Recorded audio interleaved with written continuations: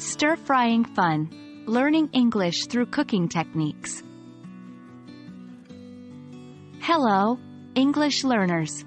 Today we are going to talk about a popular cooking technique that you will often encounter in recipes and food discussions. This technique is called stir-frying. We'll learn about what it means, where it comes from, and how to talk about it in English. Let's dive in. Stir-frying is a cooking technique originally from East Asia, particularly popular in Chinese cuisine. In stir-frying, food is cooked in a hot, often slightly oiled pan, while being stirred in a swift motion. The goal is to quickly cook the food at a high heat, keeping the ingredients fresh and crispy. The word stir-fry itself is a compound verb formed by the English words stir and fry. When you're discussing or reading about stir-frying, there are some important words and phrases that you should know. Here they are. Wok. This is the traditional pan used for stir-frying. It's large, deep, and typically has a rounded bottom. High heat. Stir-frying is usually done at a high temperature. This phrase means the heat level on your stove should be set to high. Swift motion.